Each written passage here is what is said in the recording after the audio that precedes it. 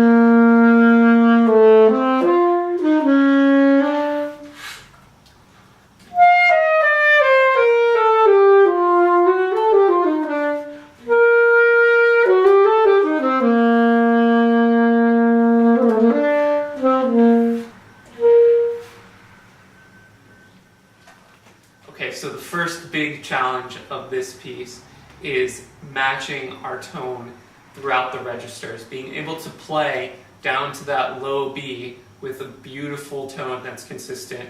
The way I like to practice this is I'll do a little bit of a matching exercise, and I would recommend starting on a G for this. And what you're going to do is you're going to start with your G, get it nice and beautiful the way you want it, go down a step to an F sharp, come back up, and keep going down your G major scale since we're in G major in this piece. Go down to an E, come back up to your G. So each time we're focusing on keeping our embouchure nice and firm, keeping our tone resonant and beautiful, and our airstream should be nice and steady and full the whole time. So here's what that sounds like.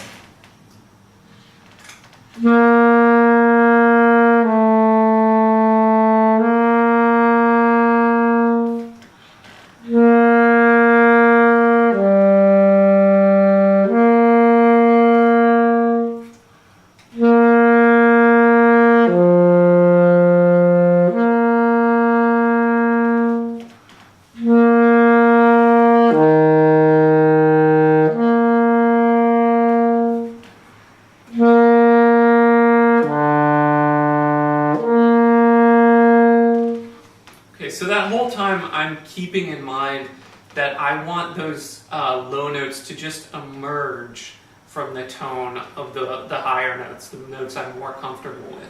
Instead of, sometimes our low register wants to pop out to kind of honk out almost. So we want to smooth that transition, massage that transition so those notes just emerge and they sound really nice and matched to our original tone. So once you've done that exercise, go back, play that whole measure, and see if you can preserve that beautiful, consistent tone throughout the whole thing.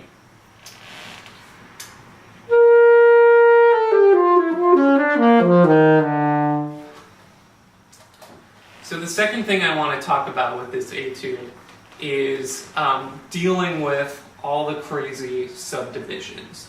Okay, there's a lot of them, And the hard part is getting your mind around what that's like at a slow tempo. Okay, remember that your beat at 80 is the 8th note.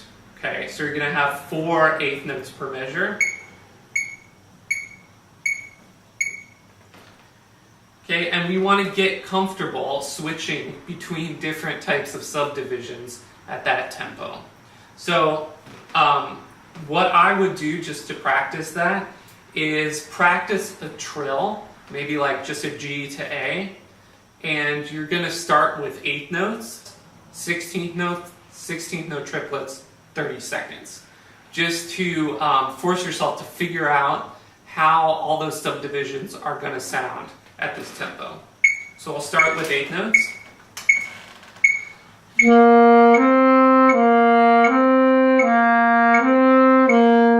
16th notes.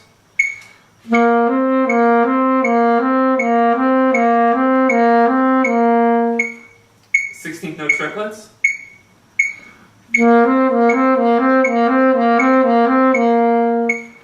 And 30-second notes.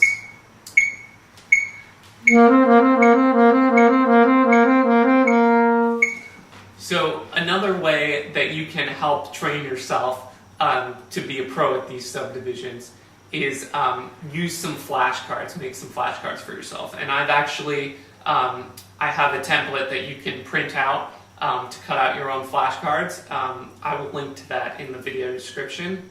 You'll see a full measure that's one type of subdivision. So for example, 4 8th notes or 8 16th notes. And you'll just randomly pick out 2 of those cards, put them side by side, and play that rhythm, okay? And then the last thing I would encourage you to do is to mark with vertical lines each measure where the beats fall. If you're thinking in 2/4, you can do 2 beats for the measure. I like to think of this in 4/8, 4 8th notes for each measure. So I would mark 4 beats in each measure. And that will just help you make sure, remind you to hear those beats in your head while you're playing. The final topic I wanted to address with this etude is trills. And the challenge with this piece is really making your trills expressive and controlled within the rhythmic context of the music. So the main issue I hear with my students playing trills is something I like to call the vomit trill, okay? And that's basically where you're going along, you're playing a nice, beautiful phrase, and then all of a sudden, trill, okay? So that might sound something like this.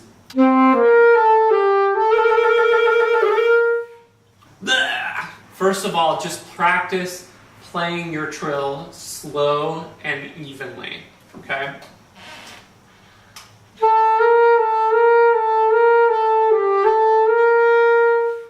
I want you to think about slowing down your trill. You can increase the speed as the note goes along, and then also make sure that you're counting through your trill.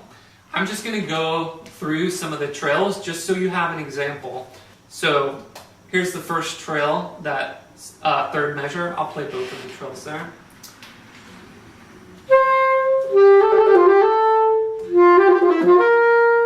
So you'll notice, even though those trills are short, I don't have much time for them, I'm still starting out slow and getting a little faster.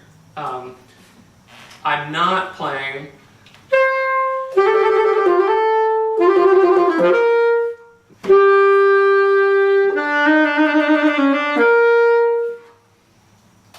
similar trill coming up a few measures later.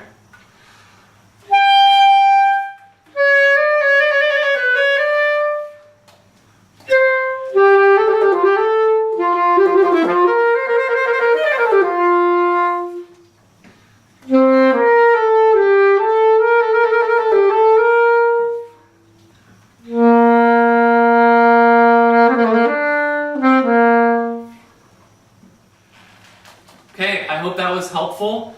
Good luck with your audition. Again, don't forget to download my subdivision flashcards to help you practice your subdivisions, and feel free to contact me with any questions.